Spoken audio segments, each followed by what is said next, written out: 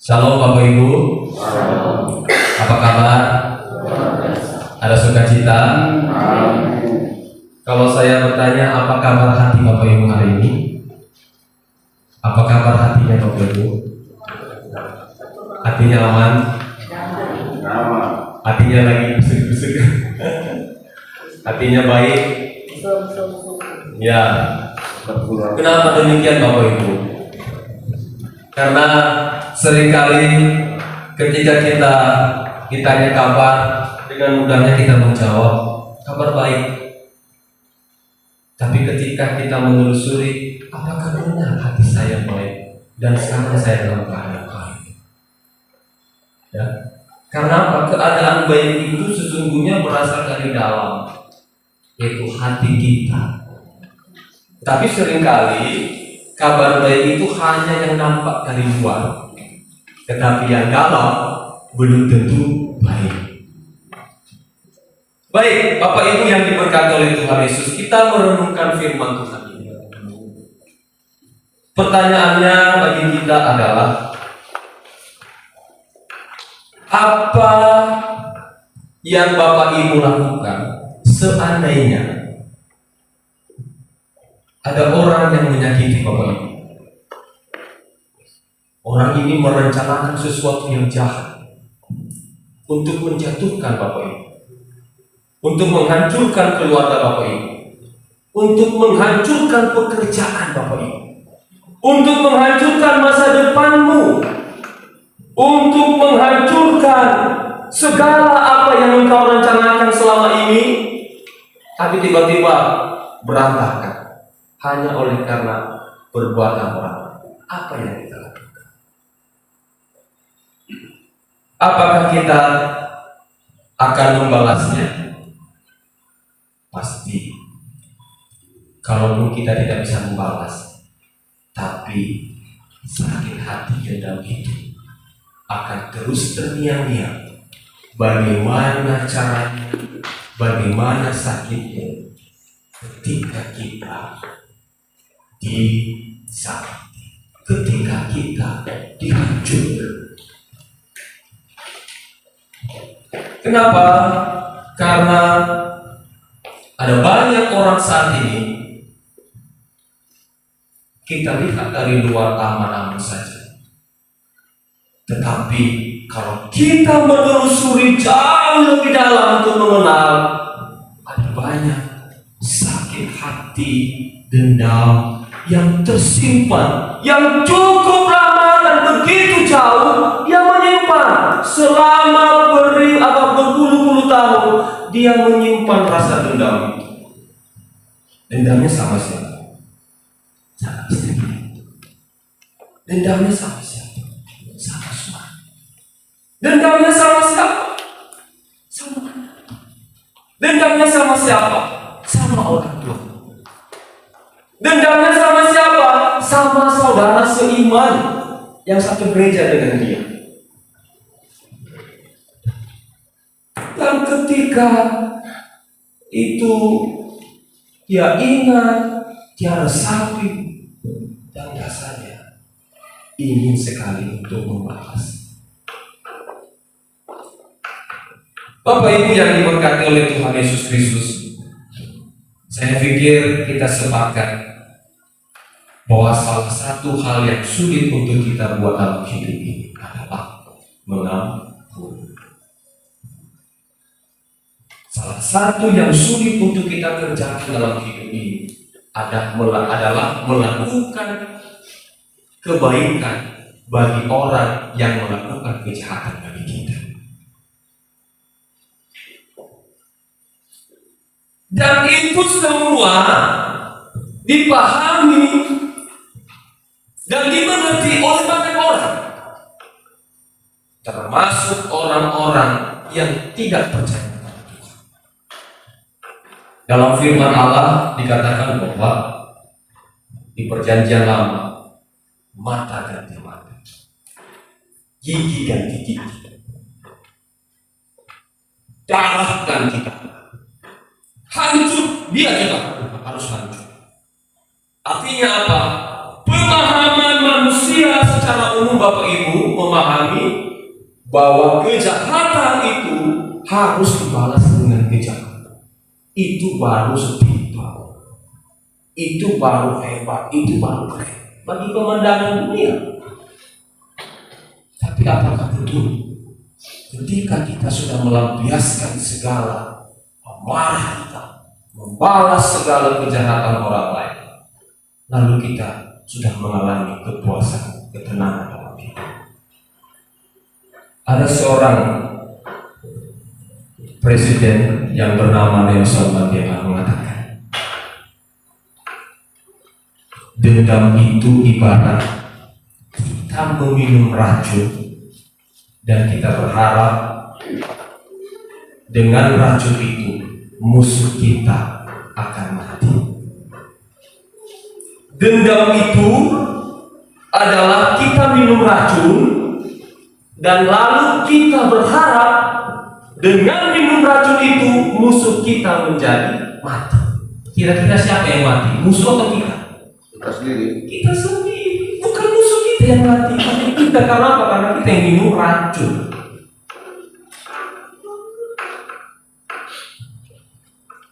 Untuk itu Bapak Ibu yang diberkati oleh Tuhan Yesus, bagaimana dengan kita sebagai orang yang percaya? Firman Tuhan mengatakan kepada kita dalam 1 Tesalonika pasal 5 ayat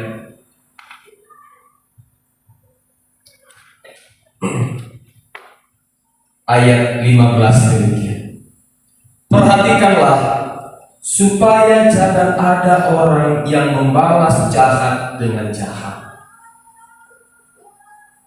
tetapi usahakanlah senantiasa yang baik terhadap kamu masing-masing dan terhadap semua orang. Perhatikanlah supaya jangan ada orang yang membalas jahat dengan jahat, tetapi usahakanlah senantiasa yang baik terhadap kamu masing-masing dan terhadap semua orang. Bapak Ibu yang diberkati oleh Tuhan Yesus, pada hari ini ada sesuatu yang baru yang mau kita renungkan bersama, dan kita belajar melalui firman. Bila dunia mengatakan mata ganti mata, gigi ganti gigi, kejahatan harus dibalas dengan kejahatan, ya tambah dipikiri saya tambah dipikiri yang di kanan. Kalau dia menghancurkan masa depan saya, dia juga harus hancur. Kalau dunia mengenal itu, tapi pada saat ini kita belajar bahwa balaslah kejahatan dengan kebaikan. Balaslah kejahatan dengan kebaikan. Firman Tuhan yang kita renungkan dan yang kita baca ini adalah firman Allah yang menceritakan kisah seorang yang luar biasa, yaitu Yusuf, anak Yakub. Yusuf, Bapak Ibu, dalam firman Tuhan ini dia adalah orang nomor 2 kepercayaan yang berkuasa di bangsa Mesir. Yang pertama adalah Firaun, nomor 2 adalah dia. Dia seorang yang punya kuasa, punya kekuatan, dan bisa dapat melakukan apa saja. Lalu suasananya adalah orang tua mereka, yaitu Yakub, pada pasal 50 ayat 1 sampai ayat 14 dijelaskan bahwa Yakub sudah mati. Ketika Yakub sudah mati, maka bergumullah saudara-saudara. Bergumullah saudara-saudara. Mengapa mereka bergumul? Mereka mengenang kembali dan terus tertanam dalam hati dan pikiran para saudaranya, si Yusuf, semua perbuatan jahat yang telah dilakukan mereka kepada Yusuf. Mereka mengatakan pada ayat 15, ketika saudara-saudara Yusuf melihat bahwa ayah mereka telah mati, berkatalah mereka, boleh jadi Yusuf akan melindungi kita dan membalaskan sepenuhnya kepada kita segala kejahatan yang telah kita lakukan kepadanya. Para saudara-saudara Yusuf mulai ketakutan. Karena apa? Karena ayah mereka Yakub, di mana Yusuf begitu hormat dan sayang kepada orang tuanya, maka ketika Yakub tidak ada lagi, maka saudara-saudaranya berpikir, inilah kesempatan untuk kita mendapatkan balasan. Kesempatan Yusuf untuk membalaskan semua apa yang telah menjadi perbuatan kita kepadanya. Bapak Ibu yang diberkati oleh Tuhan Yesus, saudara Yusuf mengerti memahami bahwa apa yang mereka lakukan adalah sesuatu yang jahat, dan mereka secara pemahamannya dimiliki oleh banyak orang, itu pasti akan dibalas. Pasti mereka akan menerima balasan. Tetapi apa yang dilakukan oleh Yusuf? Yusuf sebaliknya. Yusuf berbuat baik kepada saudara-saudara. Untuk itu Bapak Ibu yang diberkati oleh Tuhan Yesus, melalui firman Tuhan ini ada dua cara. Ada dua cara membalas kejahatan dengan kebaikan. Yang pertama adalah milikilah hati yang mengampuni. Milikilah hati yang mengampuni. Membalas kejahatan dengan kebaikan Bapak Ibu hanya dapat kita lakukan kalau hati kita dipenuhi dengan pengampunan. Mengampuni kesalahan orang lain, mengampuni kejahatan orang lain.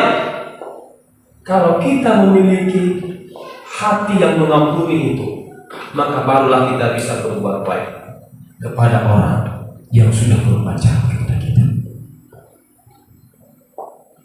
Sikap hati mengampuni orang lain tentunya tidaklah mudah, tetapi bukan berarti tidak bisa untuk dilakukan.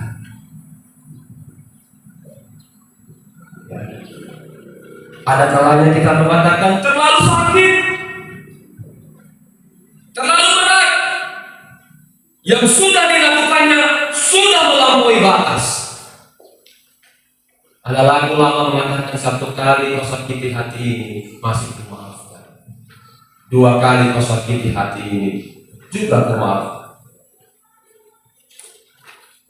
tapi jangan kau coba ketiga kali. Cukup sudah. Saya pikir inilah gambaran kesabaran manusia pada umumnya. Tetapi Tuhan mengatakan kita yang hidup di dalam kasih Kristus, kita harus mengampuni berapa kali? 77 kali. 77 kali. Kalau dunia mengatakan 1-2 kali kita mengampuni, ketiga kali kita balas, justru Tuhan Yesus mengatakan kepada kita 77 kali. Artinya apa? Tak terbatas. Tak terbatas. Bapak Ibu yang diberkati oleh Tuhan Yesus Kristus, kalau kita membaca firman Tuhan ini, ketika saudara-saudaranya sudah mulai khawatir, takut. Karena apa? Karena Yusuf sudah berada dalam tahta yang tinggi. Maka mereka sudah mulai khawatir, jangan-jangan Yusuf akan membalas mereka dan menghancurkan mereka, membinasakan mereka, maka mereka sudah mulai menyusun strategi. Kalau kita membaca ayat 16 dan ayat 17, Bapak Ibu, mereka mengatakan, menyuruh seseorang untuk menyampaikan pesan. Katanya, sebelum ayahmu mati, maka ayahmu itu berpesan, beginilah harus kamu katakan kepada Yusuf, ampunilah kiranya kesalahan saudara-saudaramu dan dosa mereka, sebab mereka telah berbuat jahat kepada. Maka sekarang ampunilah kiranya kesalahan yang dibuat hamba-hamba Allah ayah. Lalu pada akhir kalimatnya, lalu menangislah Yusuf ketika orang berkata demikian kepada. Bapak Ibu yang diberkati oleh Tuhan Yesus, strategi yang dibuat oleh saudara-saudara Yusuf ini termasuk hal yang luar biasa. Kita tidak tahu apakah memang benar ayah mereka yaitu Yakub menyampaikan pesan demikian kepada saudaranya, atau jangan-jangan ini hanyalah sebuah karangan semata yang dibuat oleh saudara Yusuf supaya apa? Supaya mereka terhindar daripada balas dendam yang akan dilakukan oleh Yusuf. Maka mereka mengatakan, supaya kita aman, supaya kita jangan binasa, maka kita menyampaikan titip pesan. Katakan bahwa ayahmu yang sudah mati itu menitipkan pesan bahwa ampunilah saudara-saudaramu yang sudah berbuat jahat. Strategi yang bagus. Tapi apa yang membuat Yusuf menjadi menangis ketika ia mendengar pesan yang belum tentu benar itu disampaikan oleh ayahnya? Mengapa Yusuf menangis? Mengapa Yusuf meneteskan air mata? Mengapa Yusuf menjadi sedih dan pilu hati? Mengapa Bapak Ibu? Karena dikala itu disampaikan, Yusuf perlahan-lahan mengingat kembali perjalanan kehidupan yang lalu yang sudah dia lewati. Ia mengingat bagaimana saudara-saudaranya merencanakan kejahatan kepadanya. Ia mengingat bagaimana saudara-saudaranya ingin hendak membunuh dia. Ia dipaksa ditangkap dan mau dibunuh. Ia mengingat itu semua. Ia tahu muka satu persatu. Ia minta tolong tapi tidak ada yang peduli. Dia tahu. Dan itu teringat. Dan dia itu diresapi dalam hatinya. Ia mengingat, dia tahu bagaimana perjalanan hidupnya ketika dia dibuang ke dalam sumur yang tidak ada air. Dia mengalami kesakitan Bapak Ibu. Ditinggalkan dalam sumur dalam keadaan gelap, tidak ada orang. Ketika pesan itu disampaikan kepada Yusuf, ia teringat dan menangis. Kenapa? Ia mengingat ketika dia dijual oleh saudara-saudaranya. Dia mengingat bahwa saudara-saudaranya tidak pernah mengasihi dia. Dia ditolak dalam keluarga. Yang seharusnya saudara-saudaranya itu melindungi dia, menjaga dia, tapi justru saudara-saudaranya merencanakan dengan matang supaya Yusuf ini hancur. Lalu dia dijual kepada orang yang asing yang dia tidak tahu. Siapa yang tidak sakit kalau saudara sendiri menjual kita? Seperti hati kita ini seperti ladang dijual. Habis itu apa Bapak Ibu? Yusuf menyadari dan mengingat seolah-olah ada layar di depan mata.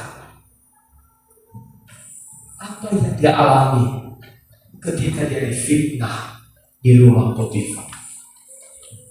Kenapa dia difitnah? Karena saudaranya menjual dia. Lalu dia sampai di dalam keluarga Potifar. Lalu dia difitnah oleh istrinya Potifar. Tidak hanya difitnah Bapak Ibu, kalau kita memperhatikan apa yang dialami oleh Yusuf, dia bahkan dipenjara. Firman Allah tidak menuliskan berapa lama dia di penjara, tapi dikatakan bahwa saking lamanya dia di penjara karena fitnahan itu, dia bahkan dilupakan. Ketika ada pelayan raja di penjara, lalu orang itu bermimpi dan Yusuf menyampaikan arti mimpi itu, maka ada yang mati, ada yang diangkat kembali oleh raja. Lalu yang diangkat oleh raja ini, Yusuf berpesan, nanti kalau kamu sudah keluar, maka jangan lupakan saya, ingat saya. Tapi apa yang terjadi Bapak Ibu? Dia dilupakan. Dia dilupakan. Kebaikan yang sudah dia buat selama ini dilupakan, tidak dianggap. Dia melihat dan merasakan, dia meresapi itu semua Bapak Ibu. Bagaimana sakitnya perjalanan hidupnya yang dialami hanya oleh karena saudara-saudaranya yang jahat. Kalau kita bilang Yusuf ini sudah mengalami banyak hal dalam hidup, sudah mengalami banyak hal hidup. Maka ketika saudaranya menyampaikan pesan, beginilah kata ayahmu, beginilah yang kau harus lakukan, ampunilah kiranya mereka karena perbuatan mereka yang jahat itu. Pesan itu mengingatkan dia sesuatu yang menyakiti hatinya.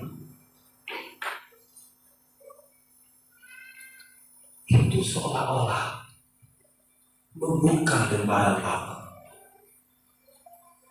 dan begitu melukai dan menyayat hatinya.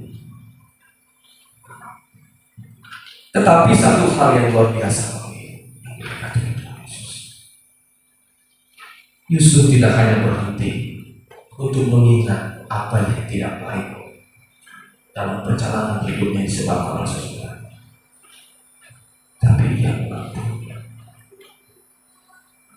Ia mengampuni.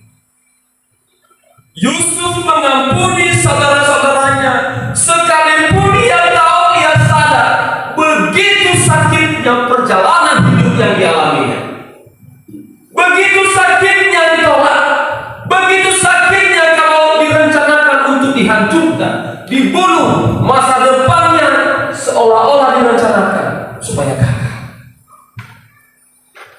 Tetapi Yusuf mau mengampuni.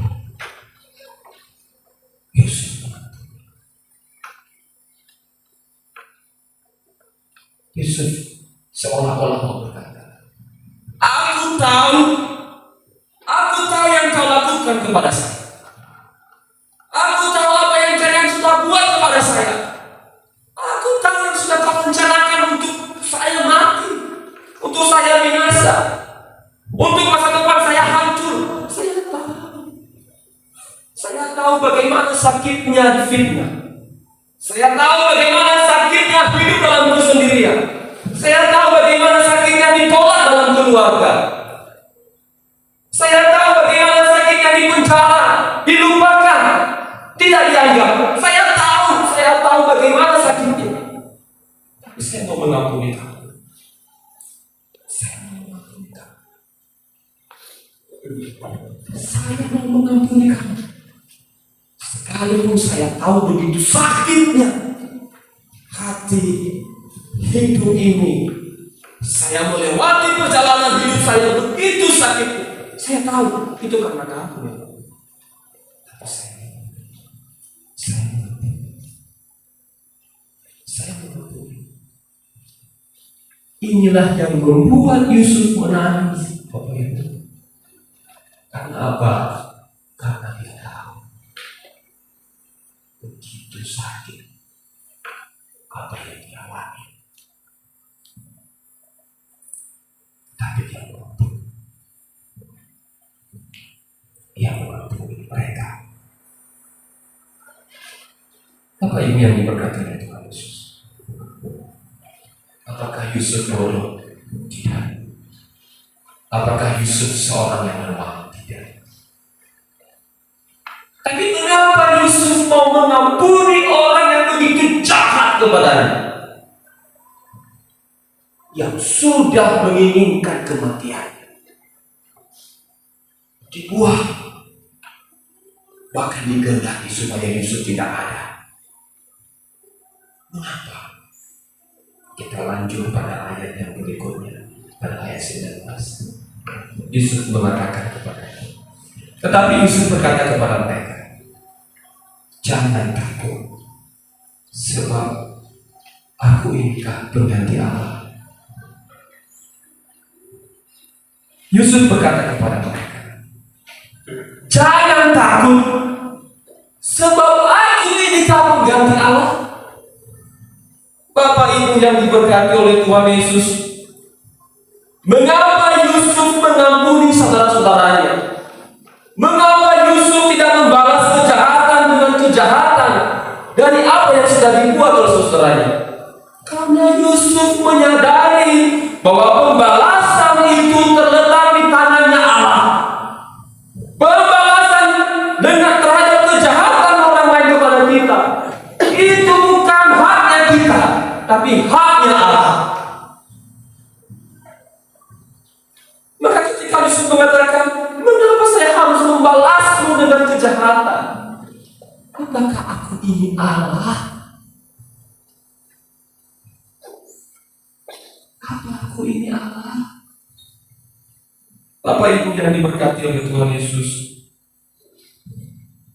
pembalasan itu adalah haknya Allah. Hak yang tidak bisa diambil alih oleh siapapun.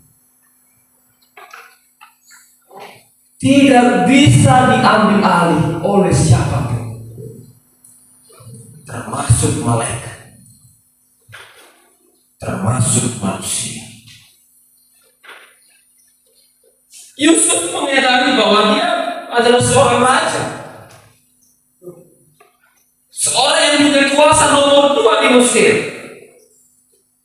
Tapi dia menyadari, saya adalah manusia. Yang bisa saya lakukan sebagai manusia adalah hanya mengampuni. Hanya mengampuni mereka yang telah berbuat jahat kepada saya. Tidak membalas, karena pembalasan itu terletak kepada Allah. Jemaat yang diberkati oleh Tuhan Yesus Kristus, bagaimana dengan kita saat ini? Apakah kita sudah mengampuni orang yang sudah sangat menyakiti kita? Ataukah kita sudah menjadi Allah terhadap diri kita sendiri, terhadap orang lain, dan terhadap sesama kita?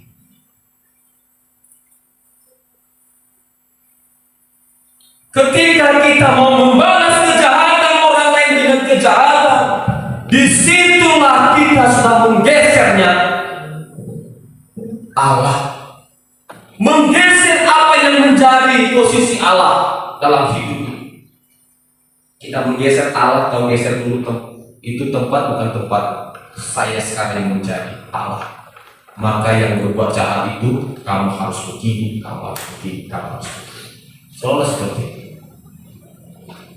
Maka ketika kita masih sulit untuk mengampuni dan kita mau membalas orang itu dengan kejahatan, sekali lagi saya mengatakan, kita menggeser Allah dan kita mengambil posisi Allah.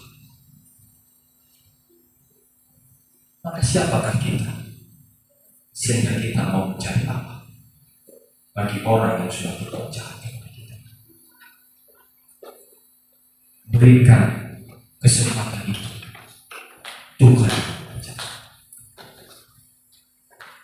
Maka perhatikan Bapak Ibu hidup kita. Mari kita memperhatikan hidup kita.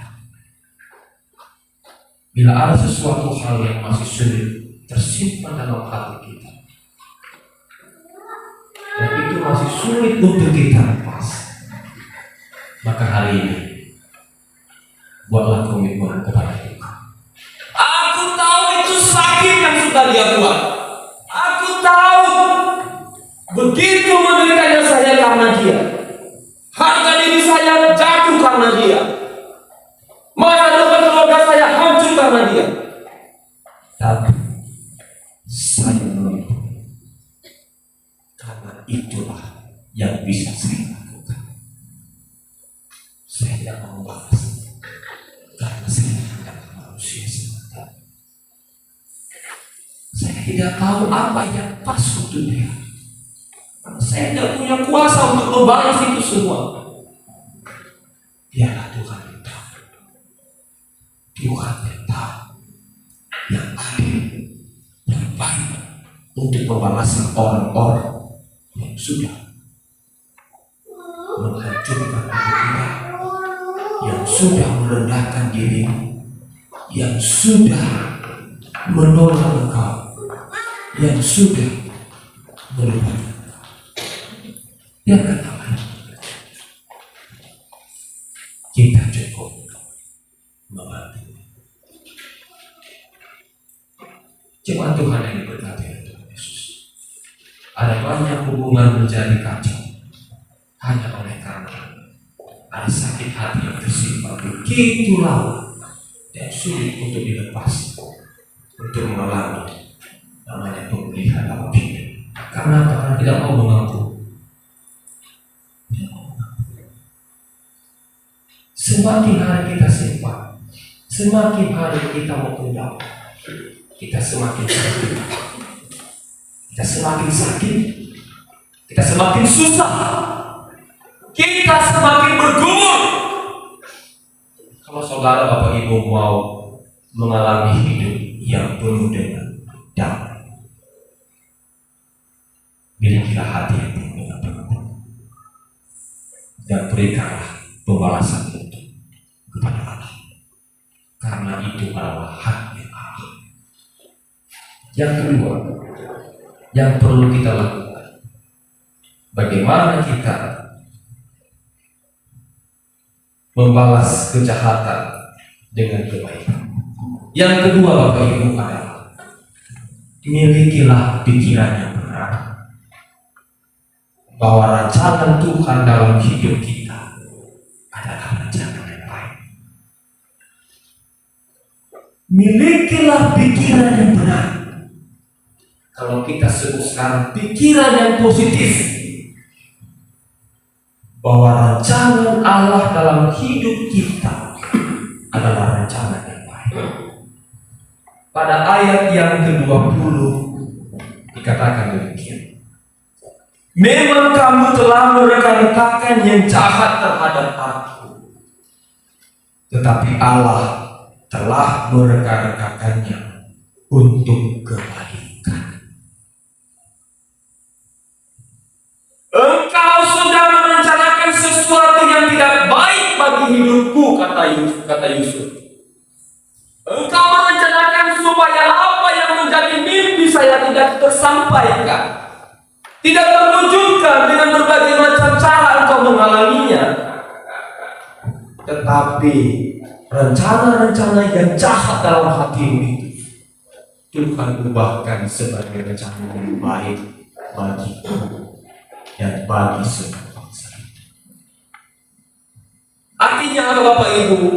Yusuf mau mengatakan, engkau boleh melakukan semua kejahatan kepada saya. Engkau boleh menyusun berbagai macam strategi, bahkan beribu-ribu strategi untuk menghancurkan saya, untuk menjatuhkan saya, untuk menggagalkan supaya saya tidak dapat apa yang menjadi hak saya. Tapi ingat, hidup saya akan Tuhan. Rancanganmu yang jahat itu Tuhan bisa ubah untuk menjadi kebaikan saya. Kalau kita menyadari memiliki pikiran seperti itu Bapak Ibu, maka kita akan enjoy saja. Bagaimanapun orang berbuat kepada kita, kita tidak akan terjadi. Kenapa? Karena kita melihat bahwa Tuhan sedang memakai orang itu untuk mengiring kita masuk kepada jalan rencana yang Tuhan kehendaki. Apa jadinya kalau Yusuf tidak dijual dan tidak ada dalam hati pada saudara Yusuf untuk dia ditangkap, dibunuh? Apa yang terjadi? Kemungkinan dalam firman Allah, dia tidak mendapatkan apa yang menjadi rencana Allah dalam hidup. Ada kalanya untuk mendapatkan sesuatu rancangan Allah yang baik, kita harus melewati jalannya terjal, jalan yang berbatu-batu, jalan yang sulit dalam hidup. Kita harus menunjukkan air mata. Kita melihat bahwa kita hanya sendirian, tidak ada orang yang peduli dengan kita, supaya kita sadar bahwa ada Tuhan yang tidak pernah melupakan kita. Ada Tuhan yang tidak pernah meninggalkanmu sekalipun kita hanya sendirian. Ada Tuhan yang mengerti hati kita. Berjalanlah tetap dalam jalannya, sekalipun banyak orang di luar sana menghendaki kehancuran kita. Pikiran kita harus kita setting dengan baik, bahwa rancangan hidup kita itu adalah diatur dalam rancangan Allah. Yusuf menyampaikan kepada para saudara-saudara, memang engkau sudah merencanakan yang jahat, tapi rencana yang jahat itu Tuhan ubah menjadi sebuah kebaikan bagi saya, menjadi sebuah kebaikan bagi saya, menjadi sebuah kebaikan bagimu, menjadi sebuah kebaikan bagi semua bangsa. Apa hal yang membuat kita sulit untuk menerima ketika hidup kita mengalami kesulitan karena orang lain? Karena kita hanya melihat kesulitan yang tidak ada. Kita kadang-kala tidak melihat rancangan Allah yang baik di tengah-tengah kesulitan yang disebabkan karena perbuatan orang lain. Tidak kita lihat. Kita tidak tahu bahwa kalau kita tidak disakiti, bahwa kalau kita tidak ditolak, kita tidak menjadi orang yang mandiri. Kita tidak tahu dan menyadari bahwa kalau kita tidak dianggap rendah oleh orang lain, kita tidak menjadi maju. Hal ini yang sulit untuk kita lihat. Kita mau menjadi maju bukan karena kita melihat rencana Allah, tapi karena kita sedang merencanakan. Saya tunjukkan bahwa saya juga bisa. Tapi kita tidak melihat bahwa sesungguhnya ada yang baik, ada yang baik yang sedang Tuhan kerjakan bagi kita. Tapi justru yang baik itu seringkali kita pakai untuk kita menyombongkan diri, agar orang yang sudah menjatuhkan diri, orang yang membuat jahat kepada kita membalasnya supaya dia diperhatikan. Firman Tuhan pada hari ini berbicara kepada kita, Bapak Ibu. Jangan membalas kejahatan dengan kejahatan, tapi balaslah kejahatan dengan kebaikan. Maka milikilah pikiran yang benar. Cara yang tidak baik yang dibuat oleh manusia bisa saja ada, tapi Tuhanlah yang menentukan. Manusia dapat merencanakan apa saja dalam hidup kita untuk menjatuhkan, menghancurkan, dan menggagalkan setiap apa yang terima kita. Tetapi rancangan Allah lah yang jadi. Mengapa? Karena rancangan Allah tidak dapat digagalkan oleh siapapun, termasuk manusia, termasuk orang yang benci dengan saudara. termasuk orang yang jahat kepada kita, tidak mungkin dapat menggagalkan rencana Allah dalam hidupmu, dalam hidup saya. Termasuk orang-orang yang sudah berbuat jahat kepada kita. Karena apa? Apa yang sudah menjadi rencana Allah bagi kita, itu pasti terkenal. Makanya ada lagu apa itu dikatakan, bila kalian membuka pintu, tak ada satu pun dapat menutupnya. Bila kau yang mengangkat aku, tak ada satu pun merendahkannya. Ini lagu pujian mengingat dengan firman Tuhan, bahwa orang bisa merencanakan sesuatu untuk kita jatuh, tapi kalau Tuhan yang sudah mengangkat kita, tidak ada yang dapat menjatuhkan dan merendahkan kita. Hal inilah yang disampaikan Yusuf, dan itulah yang membuat dia tetap semangat dan melihat saudaranya dengan hati yang senang. Dia melihat saudaranya yang sudah berbuat jahat kepadanya dengan hati yang sukacita, bukan hati yang penuh dengan dendam. Kenapa? Karena dia melihat bahwa engkau bisa merencanakan yang jahat padaku, tapi ingat kalau Tuhan sudah mengangkat saya, engkau tidak dapat menjatuhkan saya, siapapun itu. Maka Bapak Ibu yang berkata, keadaan apa yang sedang kita alami saat ini? Bagaimana perasaan dan hatimu saat ini? Ingat, jika kita sedang dalam persoalan yang disebabkan oleh rencana Allah, ubah pikiran kita, bangun pikiran yang baik. Lihat bahwa rencana hidup kita itu terletak di tangan Allah. Bahwa masa depan kita itu terletak di tangannya Allah. Mau bagaimana caranya untuk menghancurkan kita? Kita difitnah, dituduh supaya kita gagal. Tapi kalau Tuhan mengatakan, itu semua akan lewat.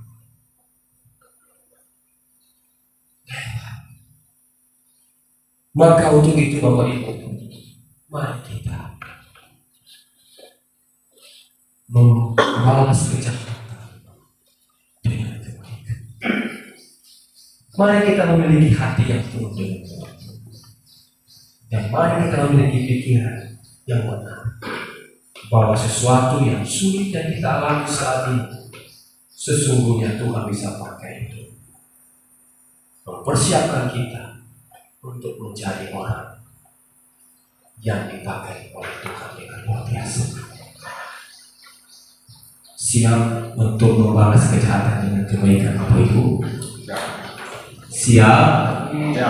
Siap untuk berdamai dengan diri sendiri? Siap untuk berdamai dengan diri sendiri Bapak Ibu? Siap untuk berdamai dengan diri sendiri Bapak Ibu? Siap untuk mengampuni keluarga Bapak Ibu? Siap untuk mengampuni istrimu Bapak Ibu? Siap untuk mengampuni suamimu? Kalau ibu-ibu lihat suaminya, siap untuk mengampuni. Lihat istrimu Bapak-bapak, siap untuk mengampuni orang kayak macam itu. Lihat. Nanti kalau pulang ke rumah, lihat anak-anak kita. Tuhan, saya ini begitu jahat. Saya ini begitu. Saya ingin dia dari kejahatan. Tapi apalah pembalasan itu sangat begitu. Saya mau mengampuni dia. Saya mau mengampuni dia. Saya tidak mau minum racun. Saya tidak mau minum racun hanya karena saya tidak mau mengampuni dia.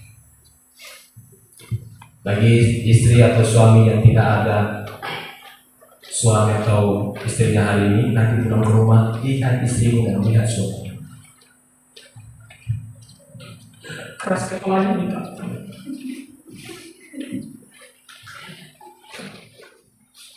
Kita ngomong satu banyak, tapi Tuhan apalah dari saya?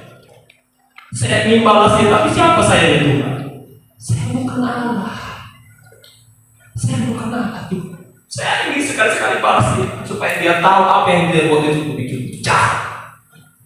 Tapi apa adanya, saya hanya bisa mengampuni. Saya hanya bisa mengampuni dia. Sekalipun kalau saya lihat mukanya kuat, tidak dia pandang batu, tapi tidak bisa. Saya mau mengampuni dia. Nanti lihat tetangga kiri kanan. Aduh, itu lagi keluar. Jahat dia itu. Fitnah saya dia itu. Ingin jabat-jabat dia. Tapi apa dari saya? Tuhan. Apa saya? Siapa saya Tuhan? Pembalasan itu kepada saya hanya bisa melakukan dia. Maka mari kita dipulihkan. Mari kita dipulihkan. Sekalipun sakit, sekalipun kita tahu betapa besarnya kejahatan, kesakitan yang kita alami karena orang lain, tapi jangan kita minum racun, karena bukan musuh kita yang mati, tapi justru kita sendiri. Pembalasan itu ada pada Tuhan, dan berikanlah hak itu kepada. Percayalah, kalau kita bisa membalas kejahatan dengan kebaikan, memiliki hati yang lembut, memiliki pikiran bahwa rencana Tuhan itu baik dalam hidup kita, maka orang mau buat apa saja, kita tetap berbuat baik kepadanya. Amin Bapak Ibu. Siap dipulihkan oleh Tuhan. Kiranya firman Tuhan yang menolong kita, memberkati